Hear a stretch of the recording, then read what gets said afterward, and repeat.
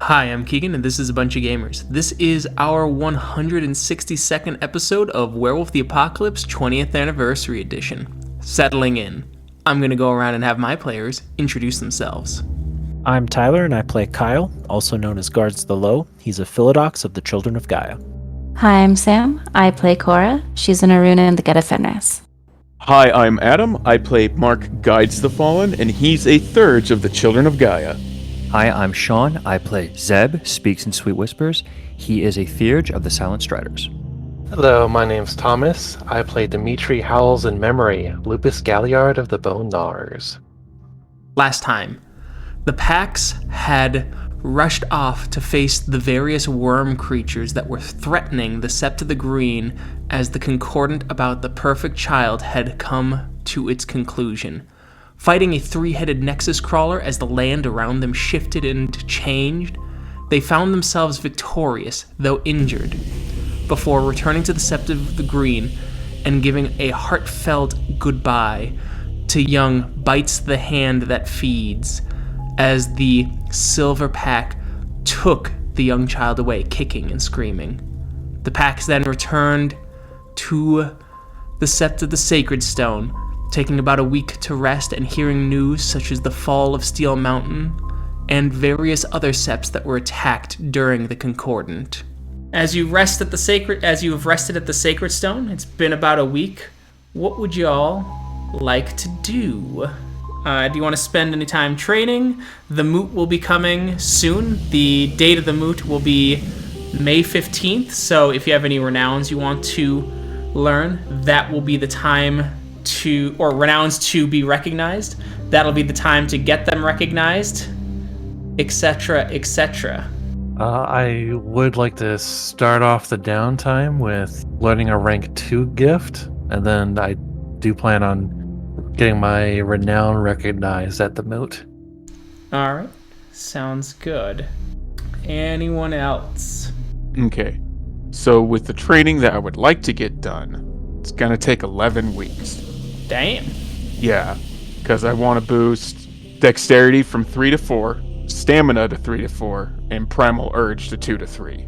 Alright, that will get you to July 12th. And that's possible. I didn't know you had that much experience. God damn. Yes. And people good with 11 weeks of downtime?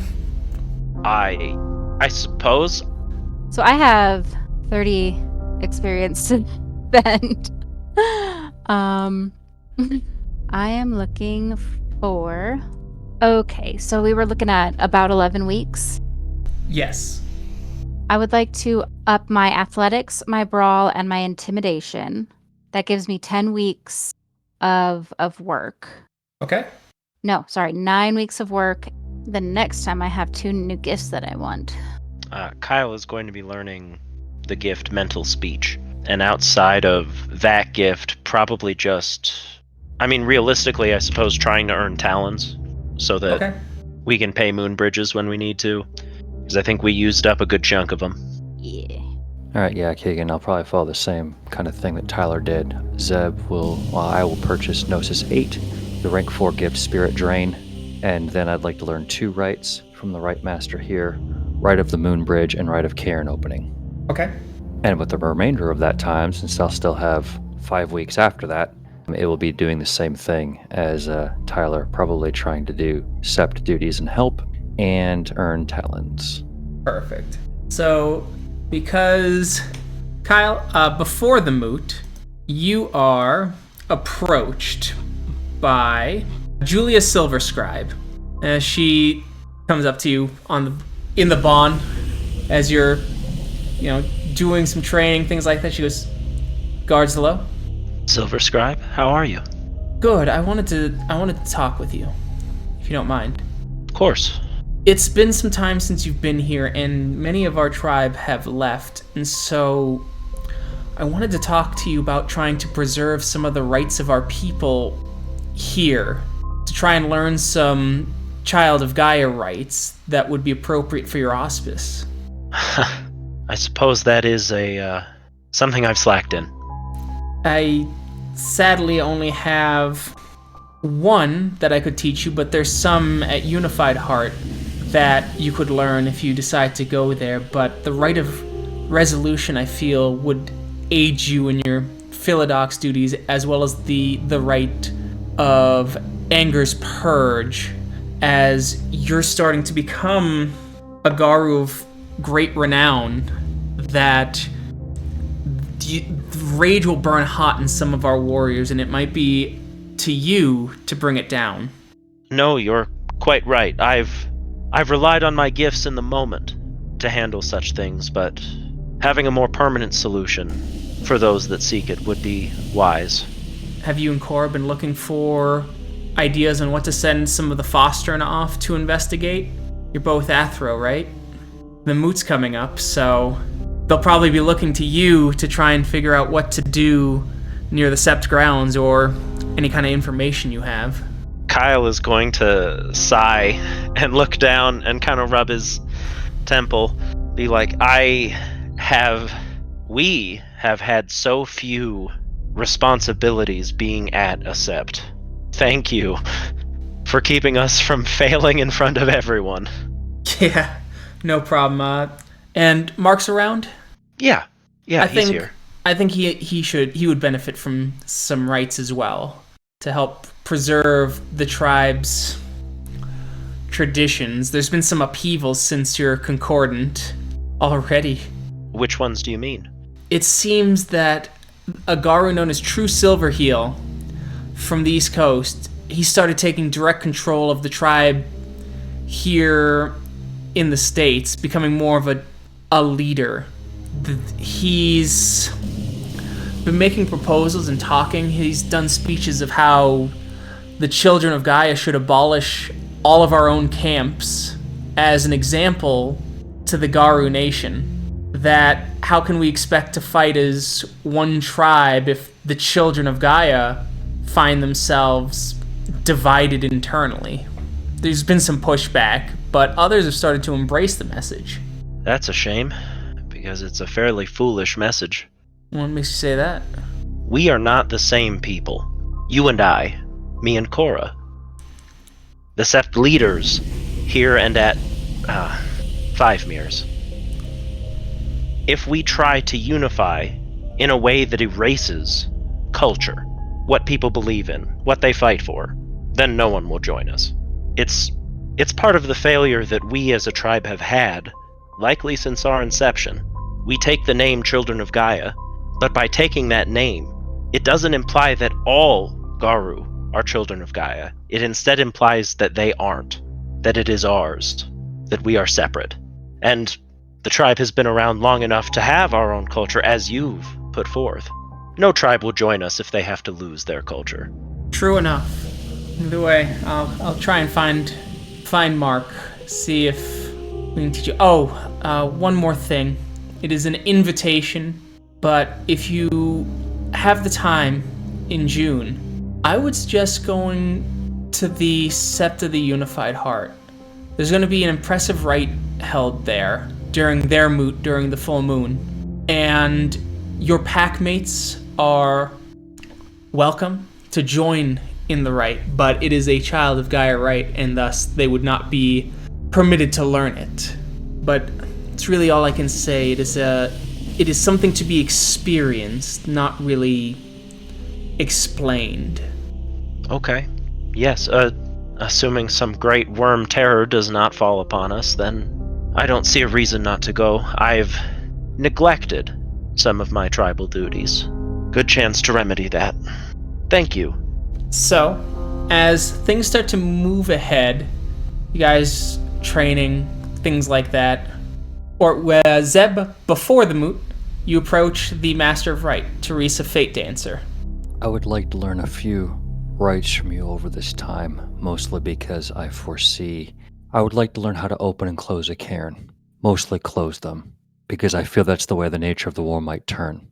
And the same with being able to open a moon bridge. Neither one of these things are things I have skill in, but I would happily serve this place and spend my gnosis and assist you in these duties if I could be taught these very sacred rituals. They're important to me and important to things I think I might have to do in the future. I think I understand that. I think the chiminage between us might be something you balk at a bit then. What would you ask?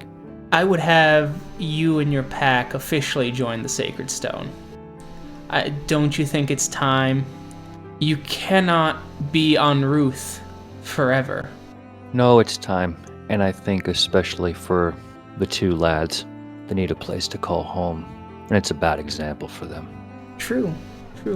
Now I recommend that you remember they are your Fostern. You are not their Athro and them your Adrian. I understand. It would be an official request then during the moot? Yes, during the cracking of the bone, and you'd be able to speak fairly soon at the cracking of the bone, as you are of higher rank. I would also ask that you speak to the two packs about maybe bringing trophies of battles won.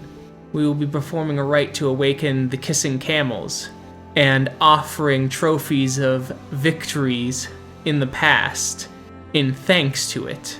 In ancient times, the stones allowed the hunter to see far, and Great Eagle sits upon them still and uses them to hunt. So do we, as they grant us visions here in this place.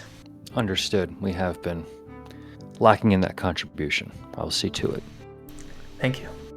As you're kind of walking away, Zeb, and you're kind of trying to help with Sept duties, you see Howling King and a big meaty finger pointing directly at you as he looks, nods, twists his hand up, and beckons you with his finger.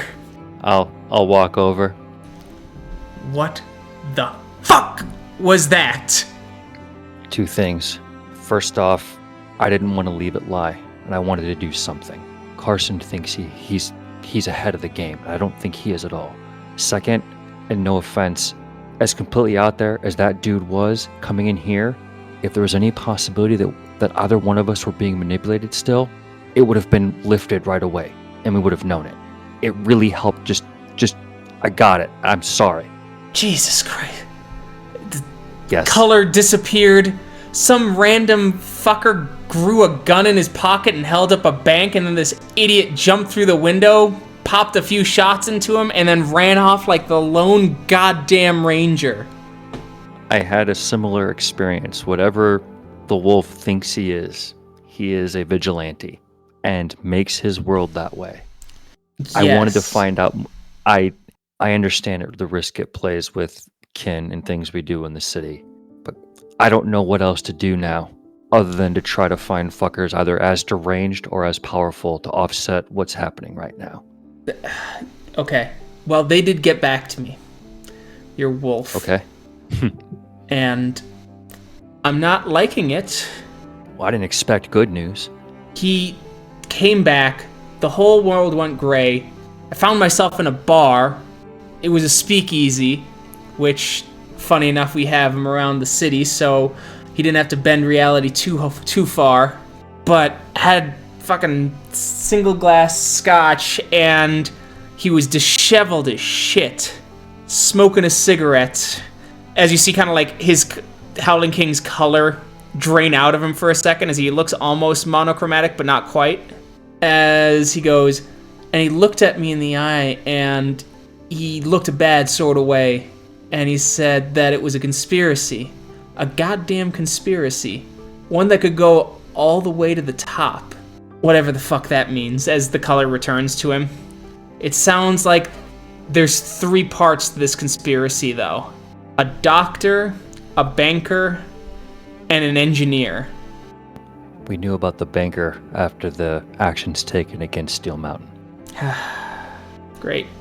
This is the thing that concerned me. Carson had said that there were other pawns that he had used in the game. That's the bottom rung, but I don't know who they all were. I think Andy Paints with Twilight was a desperate one, a desperate play to try to get help. I don't think that she was part of it. But if it's right, the top of what? The top of the cairn, the top of this region, the top of the government. I mean, he had enough pull. What they did to completely undermine the power in Steel Mountain. It was a phone call. That's all it took. I mean, the same thing that happened here. One phone call and Eleanor was killed. I don't even know where this starts and ends anymore. Neither do I. It's fucked, Who man. do we even... I don't even know. Who do we tell? I don't know. We made a truce with Alvin because, like you said, he is responsible for the security here. And I think that's probably why we got a pass. Well, did we lose any Gru in the attack that happened here? Nope, no kin either. But even when they sent people to investigate them, he covered his tracks. He thinks he's in control, whatever the fuck that means. Do you think we could tell some of the older brother elders here? Maybe. I don't know how older brother will react. I know older brother got a ton of veto powers for their Karens, which we are in one now. Yeah? If you're gonna throw me out of the place because I'm telling you that there's a terrible existential threat to it. That's not what I think they're gonna do. Well, you might get thrown out. But I think all of us wormcomers will get thrown out. Only way to be safe, and quite frankly, it's not a bad strategy at this point. Yeah, I'll close the gate. I mean, I obviously don't want to see that happen to any of the people that are here. Obviously. Fuck. If we can after the moot, maybe I'll try to go to Steel Mountain and find out what happened during the attack, if they got any other information on the banker. Yeah, well, we can hope. Do you know of any namers that are in this city? No. Yeah, I think we've pulled that thread far enough. Again, I'm sorry, but I'm glad you're not being fucked with. Thanks. Alright, I gotta get back to warder duties. Alrighty. It is May 15th. The sun has started to set. The hikers have all started to leave. And near the center of the cairn, you hear the long howl that is the opening howl, or the summons. The summons is getting called as Garu start to fill up, as Garu are kind of chatting, pushing each other, laughing. You hear from some of the younger Garu here, Fomori's Bane, ill omens. Perhaps this time you won't tell any stories at the moot? We got plenty of your stories at the Concordant. There was one all about you, as you hear several laughs from the Garu in the area and several of the kin. Don't worry, we'll give you your chance to shine. Not everything can be about us. As there's laughs back and forth. Well, they say that the Philodox show light and dark. Never suspected Kyle guards the low as half a ragabosh. Half a good joke, too. More laughter. You notice also that several of the Krenos cubs from the hive are gone. They're all kind of hanging around Steven. Let's go check in on Steven on his young wards. Hey? How's the best Chronosborn den father doing? You shut your kid's whore mouth in unison. It sounds There like we go. it sounds like you're doing a wonderful job raising your children. I got 4 who fled the coop. They're all now part of the green. Did their rite of passage and everything. This Squirt, as he taps one on the back, decided to stick it out. Gotta try and find him a pack soon. I'm sure that he'll find one here shortly. Graduation is a very big achievement. You Oh, should be yeah. proud. Nods. Thank you, Cora Rhea. Why haven't you Coral turned to the other Kynosborn? Why haven't you found a pack yet? I decided to stay. There's still 4 left. Or there's 3 left, I'm sorry. 3 left, and he goes, because they haven't changed yet. I want to stand about and watch over them. Coral just smile real big at Steven. I It's didn't noble teach him of that. you. Well, that's probably just a blessing from Gaia, Steven. Nothing you had to do with. Something, for sure. Been trying to teach him the rough and tumble about it all. But, and so, you, as he points to the one who had graduated, you can talk, but only at the end. Cleoth almost never talked during moots, unless it's real important. As the sun is fully set now, darkness lays on the cairn, and the opening howl begins. As Remembers the Hurt steps forward and shifts into his lupus form, and gives out a long and deep howl, calling for silence as the chiding and the laughter starts to die down, and all there is the silence, the wind, the chirping of the crickets, and the distant sounds of cars just outside the Cairn grounds. Everything remains quiet. And then Sees Unseen arrives as she speaks up as loud as she can in her Hamid form. Great Golden Eagle, please step forward. I had a dream, you see, of a beast crawling under the ice, of the stars falling, and a great eye choked in smoke rising over the city. What do these visions mean, Great Spirit? What do they mean? What do my visions bring? I ask, please, answer and show us the way.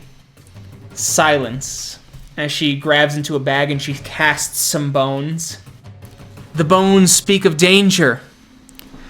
Do these visions speak true? What eyes? What can we see through your eyes, Great Golden Eagle? What? In still silence, as you see her move, grab a bone and reshape it into a dagger. As she goes over and she pulls a prairie dog from a sack as it struggles and screams as she stabs it. And she casts the prairie dog towards one of the stones when a golden eagle lands and starts to eat. And its body, filled with the spirit, begins to glow like the sun. And you all hear it in your mind. I am here. You are seen. Many visions come, and many speak of the end yet to come. The bones speak true. Your dreams are shadows that play upon the burning fires of the coming apocalypse.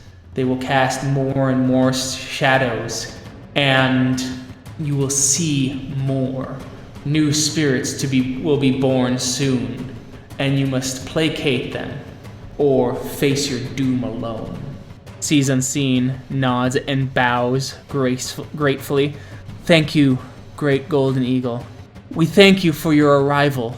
And the mooch is open as she bows and steps out of the circle formed by the guru here. When Swift Judgment steps forward, it is time. Sept business, challenges, renowns to be acknowledged. There are many here and many who wish to speak. Recall your ranks and recall what this is for. The Garu may step forward and speak their mind and speak to business. Who is the first to step forward as Worm Charmer steps forward, one of the elders on the council? We've been noticing a disturbing trend and something that we need to start taking better care of. Several of the kin have been moving to a compound closer to Peyton for education and for safety. However, because of the distance, this is requiring many of our Garu to drive, and we're splitting our forces between the Karen and this compound and our kin. We need to find a way to bring our kin closer to the Karen. With housing prices the way they are, that may not be as realistic or ideal as we like.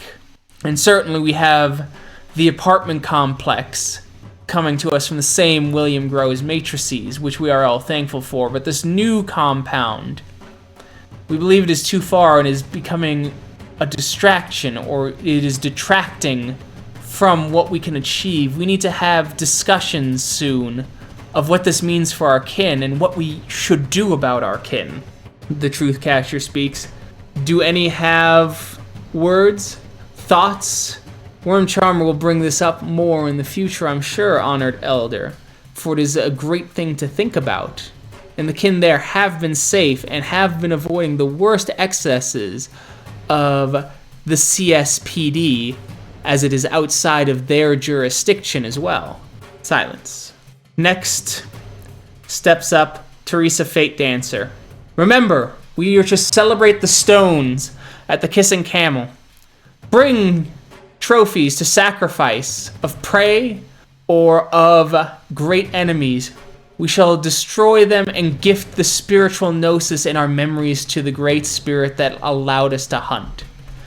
In ancient times, the stones were used to observe prey and connect and their connection to visions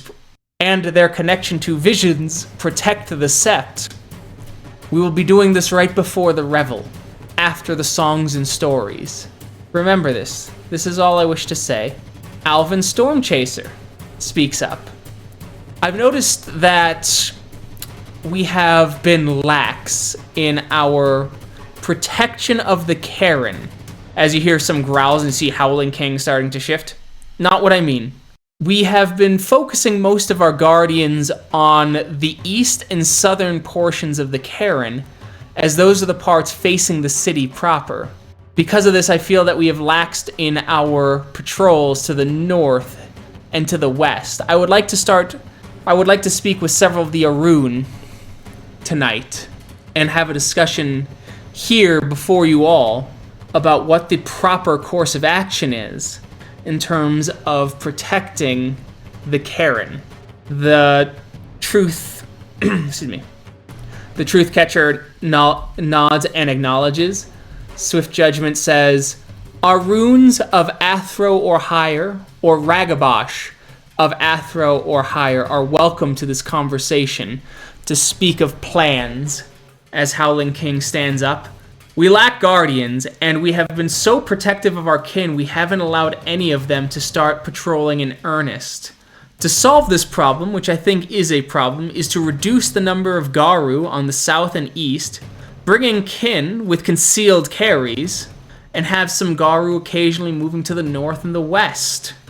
Stormtracer, the vampires or the leeches know of who our kin are.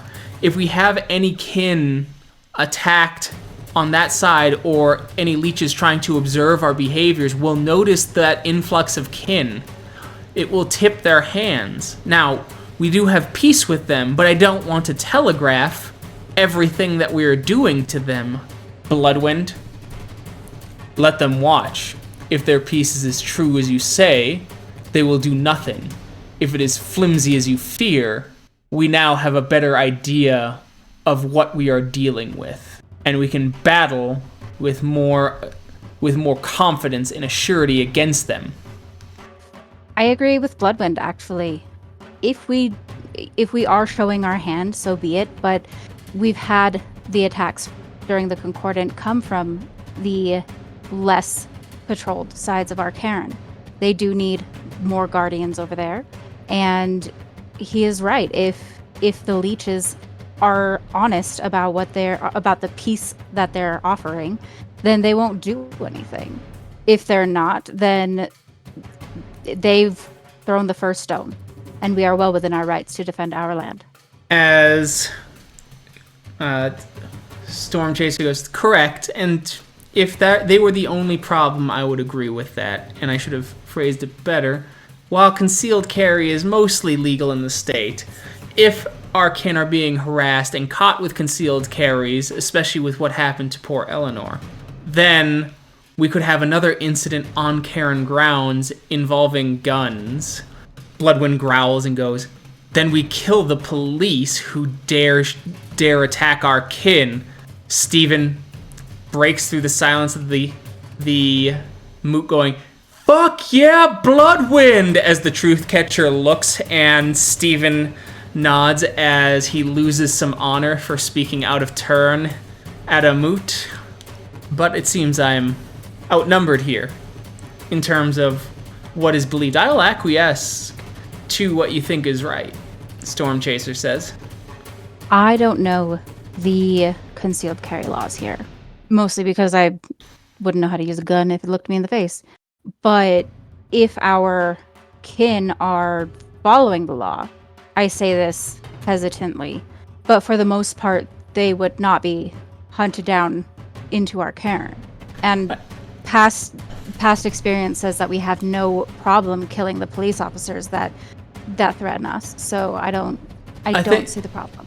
I think it's naive to think that the cops would not harass our kin, whether what they did was legal or not. But the other problem is that several of our kin are bone gnawers, thanks to your friend Dimitri, and I highly doubt that they'd succeed at any sort of concealed carry training courses simply for monetary reasons and background checks. But if they want to help, they will still need guns. That's true. So why not a cashier? So they don't have to transport those weapons. Not a bad idea. We'll have to make sure that that cash is well hidden. There are plenty of park rangers not on our payroll. Definitely. But I wouldn't put being able to hide a cache of weapons fit well enough past us. True enough.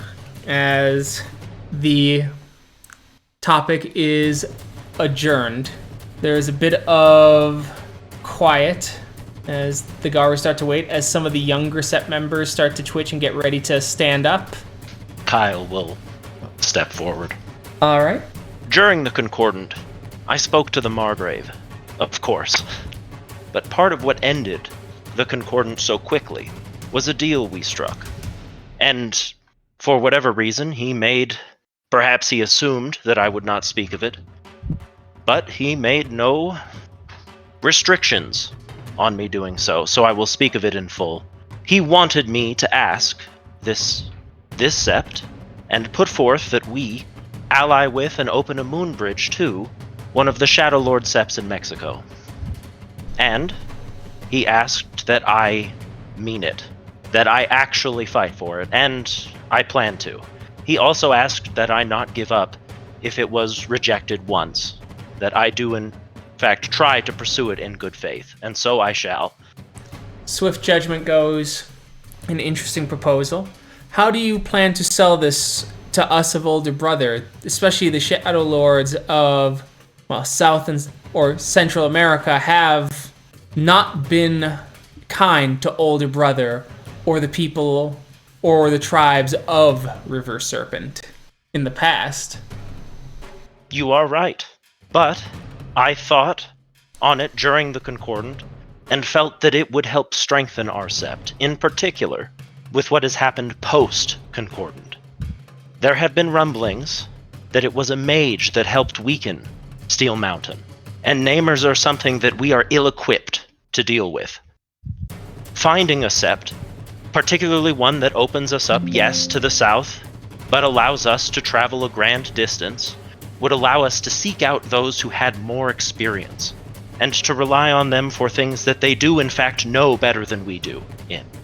I am not asking older brother to take a second seat in their cairn. This is their home, and they have earned it.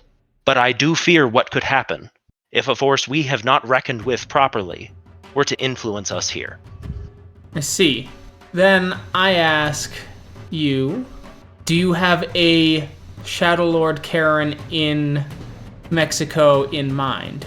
The Margrave mentioned that he would provide a list of ones he felt we would find suitable. I did not mention this particular concern to him at the time. But no, I do not have a specific one in mind. I think that is something that would have to be explored. Agreed. Speaks up. Devin binds the darkness. The Grand Elder leans forward. Despite still being very young for his position, he looks old in the starlight now as he looks you over and goes, when you get this list, I would ask then that Fomori's Bane, at least, and if you wish to bring the ill omens, as I know your packs are somewhat joined at the hip, to investigate these Karens, speak to the Garu there, try and learn from them, get a feel for them.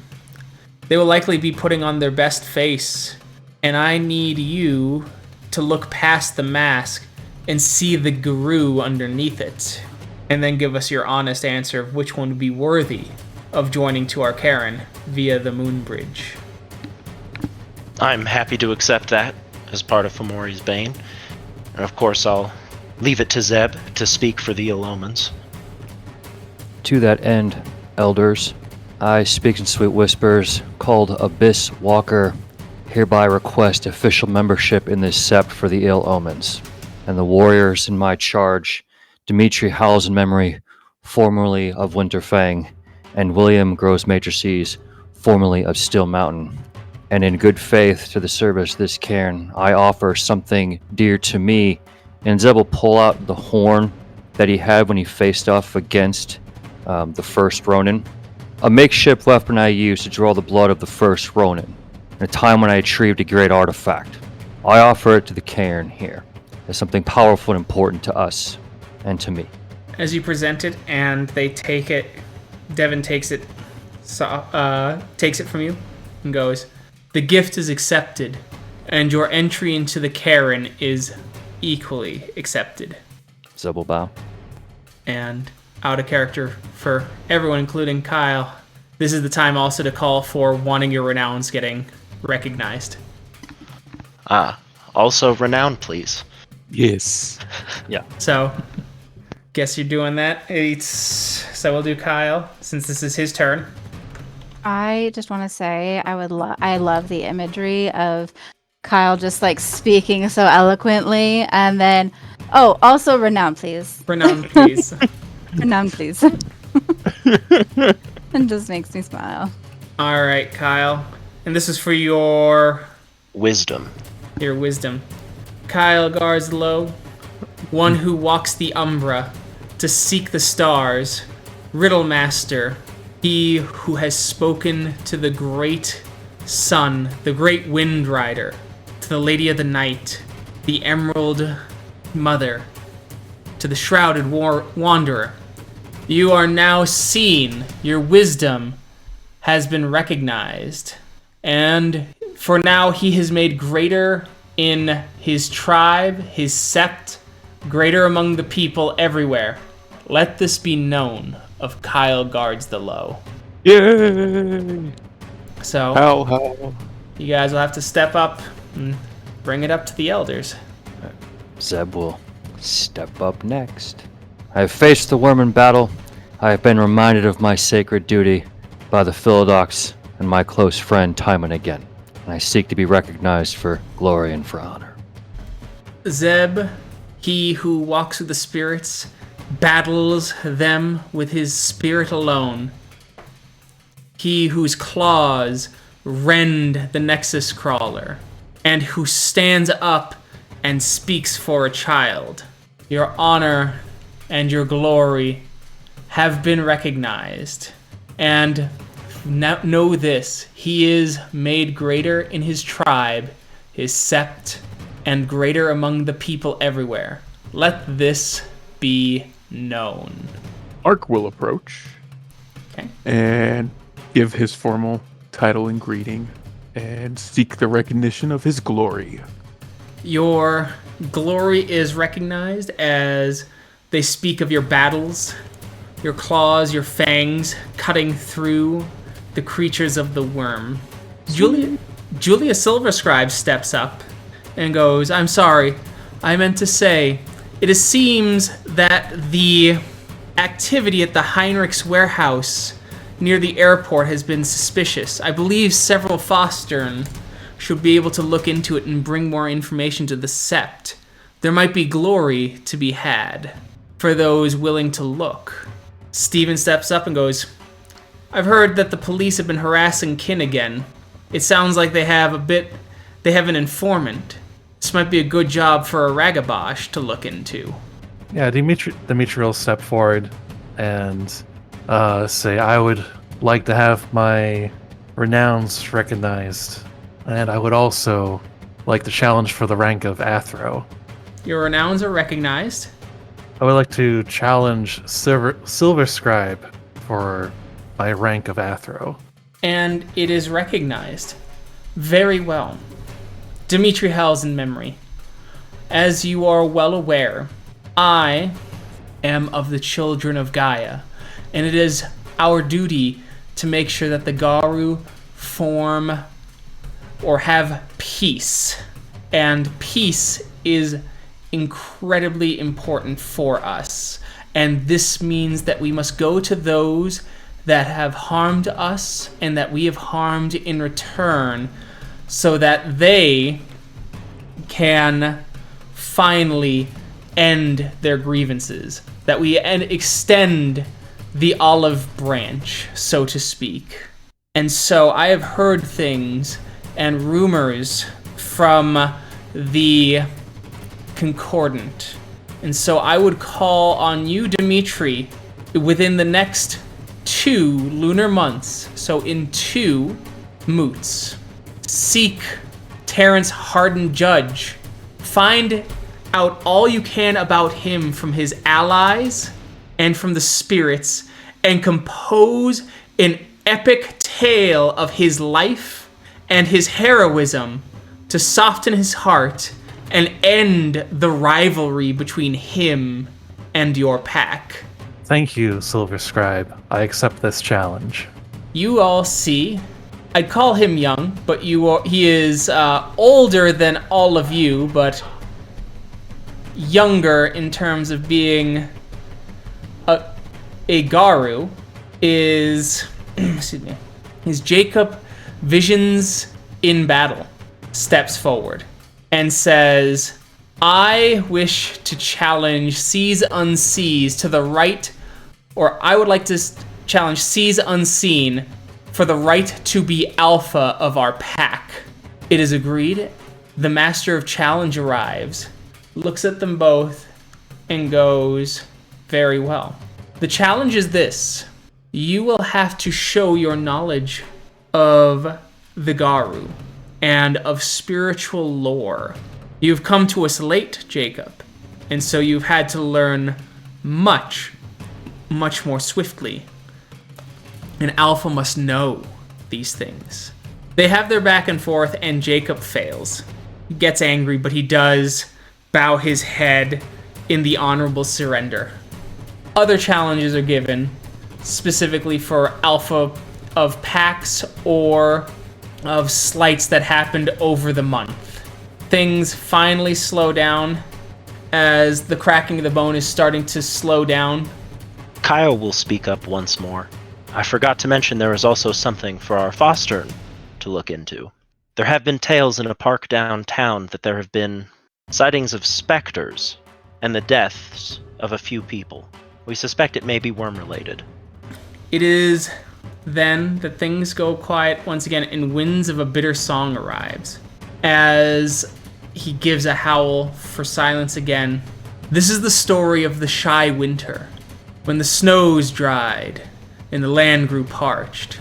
North Wind, who had brought much snow to the land to help feed it for when the spring finally came, and so that the rivers would grow fat, had been bound by a strange creature of the worm.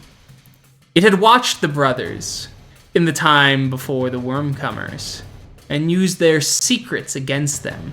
Said to be of the blood once, this creature watched from afar before old grandfather Serpent's fangs found their way into their heart. Promises of mates, of power, of respect to control. The Windbinder would dry the land and only allowed the soothing breeze to return for those who bowed to it. A howl went out, and the 3 brothers crafted a pack, what some would call a silver pack in those days.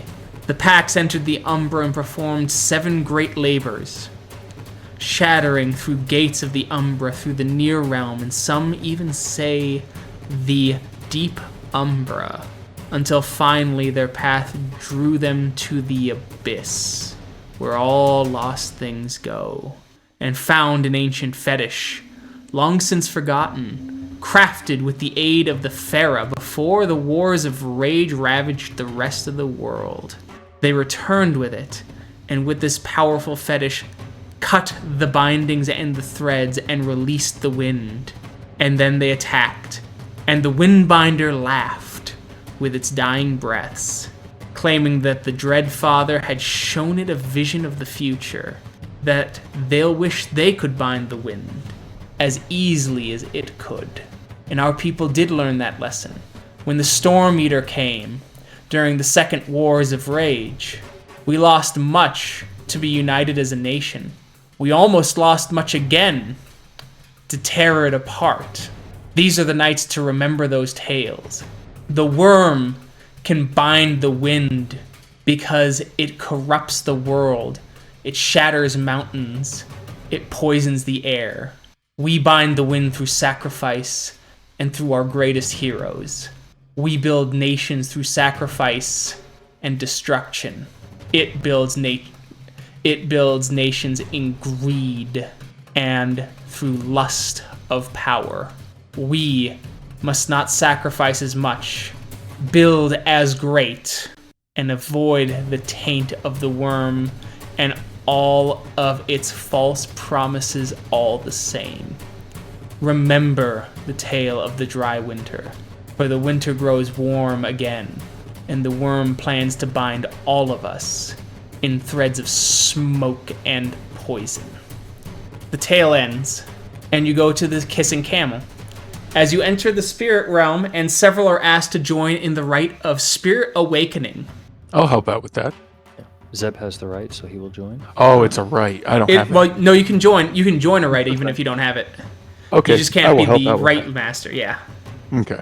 So, okay, as you're getting help, you guys are helping. You guys are getting handed drums and tambourines and various bells. Songs are being sung of celebration as you start chanting and laughing around the great stone as it comes to life. And songs of praise are given. And Fate Dancer comes and she brings out a trinket. This was when I was part of a pack long ago in my youth. En route was I, as I traveled from Karen to Karen in my youth. It was taken from a evil human who did great destruction. I carried it to remind me that even beautiful things can be deadly and carry more taint than things that we view as ugly. Please accept it, as she places it onto the stone and crushes it. Others start coming. They start dropping off trophies. Not everyone. Kyle will walk forward, place down the gun, and say, "This is the weapon that was used to slay a human trafficker who caught up even some of our own kin," and break it upon the rock. Steven arrives as he's got several, pistols. These are from several officers that I assaulted. Smash. Dimitri will bring something up to the rocks as he pulls out a small bullet casing, and he says, "This is something that was fired by the man that led the attack on my former Sept, the Sept of the Winterfang, and I have carried it with me even long after I have found my vengeance." And he'll break it against the rocks. Excellent. All right. As that gets down, the Garu are getting ready for the revel. As songs are playing, some of the Garu are singing. Some are starting to shove each other back and forth as it starts to work itself up and up and up as you just feel the energy and the electric state of the Karen as they're getting ready for the revel. As Bloodwind is watching, looking over, and keeping pulse, as Bloodwind finally gives the howl to run off and rend. And you all shift into Krynos, and you all shoot off in the night as you leak off Gnosis to feed the Karen. How much Gnosis would you like to give? The Karen needs a total of, and it's not going to come from just you, obviously, but someone else will have to make the difference, is the Karen needs a total of 20 Gnosis to be fully restored by this moot. Dimitri will contribute 2 points of Gnosis. Cool. Yeah, so will Zeb. Cool. Kyle will give 1. He's stingy. I'll give 2 as well. We're I'll new. give It'd be 3 like to make up for Kyle. No, I'll just give 3. 3. Okay. As you're running and the sweat from your body comes out as Gnosis as it leaks off as you run off in all directions and it bleeds into the ground and the Karen is restored. The moot has occurred and we'll be doing a bit of a time jump due to all the training times, but there'll be a couple other little things interspersed before we reach the end of our time jump, and we'll see how all that shakes out next time. Thank you to everyone who listened. We'll catch you in that next episode. Bye. Bye. Bye-bye. Bye.